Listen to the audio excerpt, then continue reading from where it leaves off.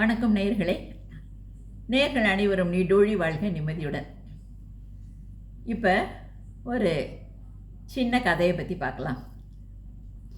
அதாவது சமீபத்தில் நான் படித்த கதையில் மனசை தொட்ட கதை இது. ஒரு ஊர், அங்கே ஒரு தம்பதியர் வாழ்ந்து வந்தாங்க. அவங்க சிவனையே எப்போவையும் கும்பிட்டுட்டு அப்படியே சிவனடியார்களாக சிவபக்தியோடையே இருந்தாங்க. அவங்களுக்கு ஒரு பெண் குழந்தை பிறந்தது. அந்த பெண் குழந்தைய நல்ல சீர சிறப்புமாக வளர்த்துட்டு வந்தாங்க. சரி, குழந்தை வளர்ந்த பிறகு அவங்களுக்கு அந்த குழந்தைக்கு திருமணம் செய்யணும் அப்படின்னு சொல்லி வரன்லாம் தேட ஆரம்பித்தாங்க. அப்போ அந்த பொண்ணு சொல்லிச்சு, எனக்கு இந்த கல்யாண வாழ்க்கையிலலாம் எனக்கு இஷ்டம் இல்லை, நான் இறைப்பணி செய்யணும்னு தான் நான் விரும்புகிறேன், அதனால் எனக்கு இந்த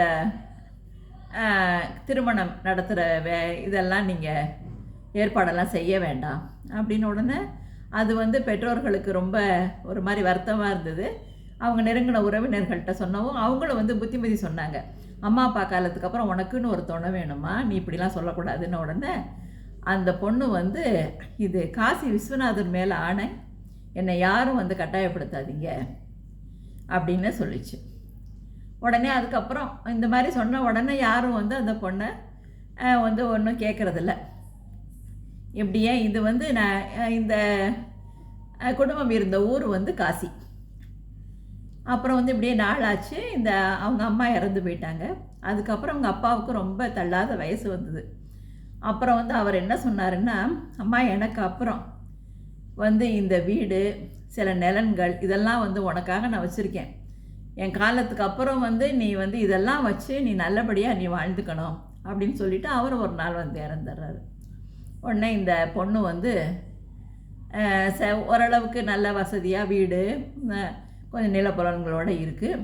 அப்புறம் அந்த பொண்ணு என்ன நினச்சிதுன்னா, நமக்கு நம்ம இறைவனுக்கு பணி செய்யணுன்னா நம்ம மக்களுக்கு பக்தர்களுக்கு தொண்டர்களுக்கு செய்கிற பணியே இறைப்பணி அப்படின்னு சொல்லிட்டு நமக்கு இவ்வளோ பெரிய வீடு தேவையில்லை, இந்த வீடை இது சிவன் அடியார்களுக்காக பக்தர்களுக்காக நம்ம விடுதியாக்கிடலாம் அப்படின்னு சொல்லிட்டு அந்த காசியை பார்க்க வர்றவங்க தென்பகுதியிலேருந்தெல்லாம் வருவாங்க இல்லையா, எல்லாம் பார்க்க வர்றவங்களுக்கெல்லாம் ஒரு விடுதி, இங்கே நீங்கள் தங்கிக்கலாம், உங்களுக்கு உணவு இங்கே இலவசமாக வழங்கப்படும் அப்படின்னு சொல்லிட்டு அதை ரொம்ப அழகாக பராமரிச்சுட்டு வர்றாங்க. நிறைய பேர் அங்கே தங்கிக்கிட்டு உணவு அருந்திட்டு போய் சுவாமி தரிசனம் செஞ்சுட்டு இந்த மாதிரிலாம் இருந்தாங்க. அதை பார்த்து இவளும் ரொம்ப சந்தோஷமாக இருந்துகிட்டு இருந்தாங்க.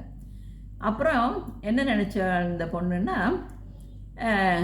கொஞ்சம் பணத்தை வச்சு நம்ம என்ன பண்ணலான்னா, ஒரு 4-5 இடத்துல குளம் வெட்டி நான் நிறைய அதில் தண்ணி இருந்ததுன்னா அதை மனிதர்களும் உபயோகப்படுத்தலாம், ஜீவராசிகளும் ஆடு மாடெல்லாம் அதெல்லாம் குடிக்கும், ஏன்னா இது நமக்கு ஒரு பெரிய புண்ணியம், இதை நம்ம செய்யலாமே அப்படின்னு சொல்லிட்டு காசியிலேயே நிறைய இடத்துல ஒரு 4 இடத்துல ஒரு குளம் வெட்டி எல்லாம் ஏற்பாடு பண்ண உடனே மக்கள்லாம் நீர் அருந்தி எல்லாம் பண்ணாங்க.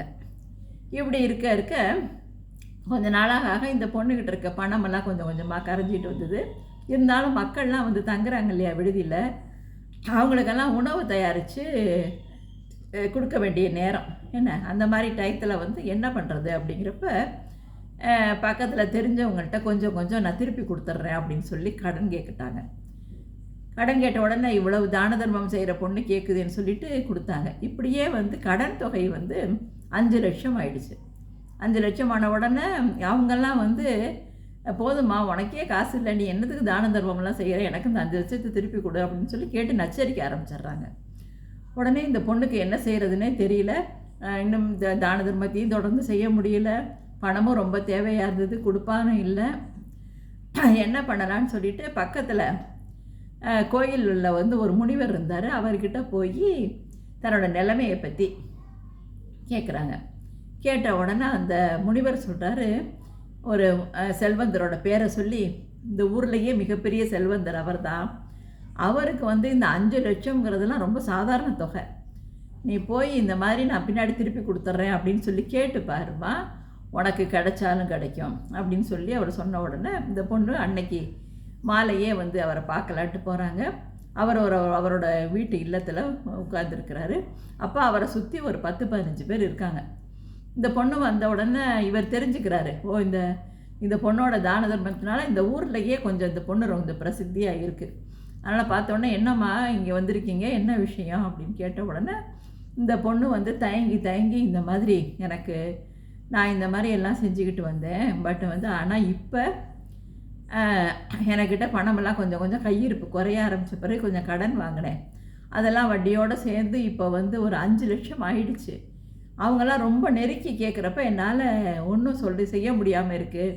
நான் கொஞ்சம் கஷ்டத்தில் இருக்கேன். நீங்கள் ஒரு 5 லட்சம் கொடுத்து உதவுனீங்கன்னா நான் வந்து உங்களுக்கு இது கடனாக தான் கேட்குறேன், நான் எப்படி உங்களுக்கு திருப்பி கொடுத்துருவேன் அப்படின்ன உடனே அவர் வந்து யோசித்து பார்த்துட்டு, நான் வந்து ஏதாவது ஒரு பொருள் அடமானம் வாங்காமல் யாருக்கும் கொடுக்கறதில்ல அப்படின்னுட்டு சொல்லிவிட்டு, ஆனால் உனக்கிட்டையும் இப்போ கொடுக்குறதுக்கு எந்த பொருளும் இல்லைங்கிறது தெரியும், அதுதான் ஒரு யோசனையாக இருக்குது அப்படிங்கிறாரு.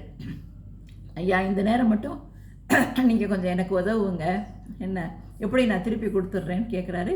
இவருக்கு வந்து சுற்றி இவ்வளோ பேர் இருக்காங்க. இவங்களுக்கு முன்னாடி பணம் கொடுக்க முடியலன்னு சொன்னோன்னா, பணம் கொடுக்க மாட்டேன்னு சொன்னால் அது ஒரு மாதிரி எல்லாரும் நம்மளை ஒரு இதாக நினைப்பாங்கன்னு சொல்லிட்டு இவருக்கு என்ன செய்கிறதுன்னு புரியாமல் இருந்தார். உடனே இந்த பொண்ணு சொல்லுது, ஒன்றும் பண்ணலாங்க அப்படின்னோடனே இவர் கேட்குறாரு, என்னம்மா சொல்கிற அப்படின்னோடனே, இந்த உங்கள் மாடியிலேருந்து பார்த்தீங்கன்னா எதிர்த்தாப்பில் தெரியுதுல்ல குளம், அது கூட நான் வெட்டினது தான், உங்களுக்கு அது தெரிஞ்சிருக்கும் என்ன? ஆமாம். இப்போ அந்த குளத்துல வந்து நிறைய ஜனங்கள் வந்து தண்ணி குடிக்கிறாங்க, ஆடு மாடுகள்லாம் வந்து நீர் அருந்திட்டு போகுது, அதனால் நிறைய புண்ணியம் தான் கிடைக்குது என்ன. இதில் வந்து இந்த குளத்துலேருந்து வந்து எல்லாம் நீரிருந்து கிடைக்கிற புண்ணியத்தெல்லாம் வந்து உங்களுக்கு நான் கொடுத்துட்றேன், நீங்கள் எனக்கு பணம் கொடுத்து உதவுங்க என்ன. அந்த புண்ணிய கணக்கெல்லாம் முடிஞ்ச பிறகு நான் வந்து இந்த பணத்தை கொடுத்துட்டதான் அர்த்தம் அப்படின்னோடனே அவர் சிரிக்கிறார். என்னம்மா, பொருள் தான் நாங்கள் அடமானம் வாங்குவோம், இந்த புண்ணியத்தெல்லாம் வாங்க மாட்டோம் அப்படின்ன உடனே, நீங்கள் கொஞ்சம் வாங்க அப்படின்னு சொல்லி கூப்பிட்ட உடனே இந்த செல்வந்தர் பின்னாடி போகிறாரு அந்த குளத்துக்கிட்ட.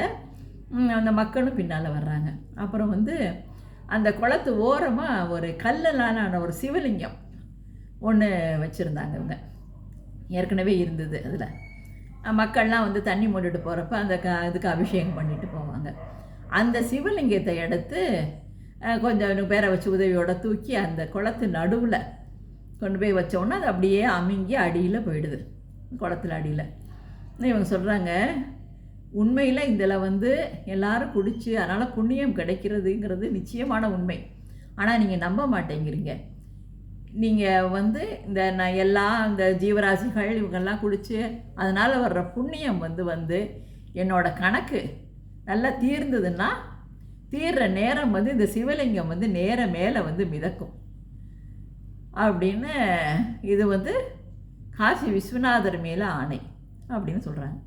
உடனே இவருக்கு வந்து, என்னம்மா சொல்கிற, கருங்கல் வந்து மிதக்குமா அப்படின்னோடனே, நீங்கள் வந்து இதை கருங்கல் நான் நினைக்காதீங்க, இதுக்குள்ளே இருக்கிறது வந்து இறைவன் என்ன, புண்ணிய கணக்கு தீர்ந்த உடனே நிச்சயம் அவர் மேலே எழும்பி வருவார் அப்படின்னு சொல்கிறார். உடனே சரி, அதையும் தான் பார்த்துருவோம். எல்லாரும் சுற்றி இருந்ததுனால இவர் எதையும் ரொம்ப மறுக்க முடியலை. சரிம்மா, இது மாதிரி பார்க்கலாம் அப்படின்னு சொல்லிட்டு எல்லோரும் வந்துடுறாங்க. இவருக்கு வந்து அன்னைக்கு பணம் கொடுத்துட்றாரு இவர். இவ்வளோ எல்லாருக்கும் பணத்தை செட்டில் பண்ணிவிட்டு கொஞ்சம் நிம்மதியாக தூங்குறார். ஆனால் இந்த செல்வந்தருக்கு தூக்கம் வரல. நம்ம தெரியாமல் கொண்டு போய் இந்த ரூபாயை கொடுத்துட்டோம் இந்த பொண்ணுக்கிட்ட, எப்போ வாங்குறது, என்னமோ கல் மிதக்குமா, புண்ணியமெல்லாம் வருமா, இதெல்லாம் நம்புகிற மாதிரியா இருக்குது அப்படி இப்படின்னு நினச்சிக்கிட்டு அடுத்த நாள் காலையில் எந்திரிச்ச உடனே 4 பேரை கூப்பிட்றாரு. கூப்பிட்டு அந்த குளத்துல 4 சைடு போய் உட்காருங்க, உட்காந்து தினம் ஒரு நாளைக்கு எத்தனை பேர் வந்து தண்ணி அருந்துறாங்க, எத்தனை மாடு ஆடெல்லாம் குடிக்குது, இதெல்லாம் கணக்கெடுங்க, இது எத்தனை நாளில் வந்து இது புண்ணியம் வந்து இதாகுதுங்கிறத பார்ப்போம் அப்படின்னு ஏதோ ஒன்று சொல்லி 4 பேரையும் உட்கார வைக்கிறாரு. உட்கார வச்சுட்டு அடுத்த நாள் என்ன பண்ணுறாரு, மொட்டை மாடியிலேருந்து எட்டி பார்க்குறாரு. அதாவது இந்த 4 பேரும் நோட்டு புத்தகத்தோடு உட்காந்துருக்காங்களா, கணக்கு எடுக்கிறாங்களா அப்படிங்கிறது பார்க்குறதுக்காக மேலே வந்து நிற்கிறாரு. அந்த நேரம் பார்த்து இந்த கோயிலில் அந்த கோசாலையிலேருந்து ஒரு பசுமாடு நேராக வருது அந்த குளத்துக்கு வந்து அப்படியே தண்ணீர் அருந்தது. அதையும் இவர் பார்த்துட்டே இருந்தார். இந்த அதிகாலையில் 5 மணிக்கு வந்து இந்த மாடு வந்து தண்ணி குடிக்குதே அப்படின்னு சொல்லி பார்த்துட்ருக்காரு. இந்த பசு மாடு அப்படியே தண்ணி குடிக்க குடிக்க திடீர்னு ஒரு சாம்பிராணி ஊதுபத்தி புகை மாதிரி ஒரு வாசனை அப்படியே அங்கே வந்து சந்தனத்தோட ஒரு வாசனை அப்படியே நிரம்பி வருது. வர வர வர அந்த இடத்துல அப்படியே ஒரு புகை மண்டலமாக ஒரு வாசனையோடு கூடிய ஒரு புகை மண்டலம் அப்படியே எழும்புது. எல்லாரும் அந்த ஒரு வாசனையை கேட்டு அங்கே வந்துடுறாங்க. இவர் எட்டி பார்க்குறாரு. அப்படியே அப்படியே மேலே அந்த சிவலிங்கம் வந்து அப்படியே மேலே வந்து மிதக்குது. இவருக்கு கண்ணையே நம்ப முடியல. ஆச்சரியமான ஆச்சரியம். அதாவது என்ன, இந்த பசுமாடு வந்து தண்ணி குடித்து வந்த புண்ணியத்தில் வந்து இந்த புண்ணிய கணக்கு முடிஞ்சுதா, இந்த சிவலிங்கம் மிதக்குது அப்படின்னு சொல்லிட்டு எல்லாரும் கையெடுத்து கும்பிடுறாங்க அந்த சிவலிங்கத்தை பார்த்து. அப்போ வந்து உடனே இவருக்கு வந்து அந்த பொண்ணோட மகிமையை தெரிஞ்சுக்கிட்டு அந்த பொண்ணை கூப்பிட்டு அனுப்பிச்சு வந்து உங்களோட சக்தி ரொம்ப அளவிடற்கதியதுமா, என்னை இப்போ தெரிஞ்சுக்கிட்டேன் உன்னோட புண்ணியத்தோட மகிமையை அப்படின்னு சொல்லிட்டு உனக்கு தேவையான எல்லாமே நான் செய்கிறேன்னதோட இல்லாமல் தன்னோட வாரிசாகவே உன்னை எடுத்துக்கிறேன், என்னோட வாரிசாக உன்னை எடுத்துக்கிறேன்னு சொல்லிட்டு அந்த பொண்ணுக்கு தன்னோட செல்வம் முழுத்தையும் கொடுத்து தன்னோட வாரிசாக ஏற்றுக்கிறாரு. இது வந்து நடந்த கதை. இது வந்து திருவிளையாடல் புராணத்துலேயும் இருக்குது அப்படின்னும் சொல்கிறாங்க. என்ன இது மாதிரி, அதாவது தண்ணீர் தானம், ஒருத்தவங்களுக்கு தண்ணி கொடுக்கறது எவ்வளோ பெரிய புண்ணியம் அப்படிங்கிறது இந்த கதை மூலமாக தெரிஞ்சுக்கலாம். என்ன இது மாதிரி இந்த கதை வந்து இப்போ நான் படித்தேன்னா எனக்கு ரொம்ப மனசில் பதிஞ்சுது. அதனால தான் உங்கள்கிட்ட ஷேர் பண்ணலான்னு இந்த கதையை சொன்னேன் நான். இந்த மாதிரி அப்பப்போ ஏதாவது படிக்கிறதை வந்து உங்கள்கிட்ட நான் பகிர்ந்துக்கிறேன். இதை நீங்கள் வந்து உங்கள் உறவினர் நண்பர்களுக்கு ஷேர் பண்ணி விடுங்க. நம்ம யூடியூப் சப்ஸ்கிரைப் பண்ணாதவங்க பண்ணிக்கிங்க. வாழ்த்துக்கள்.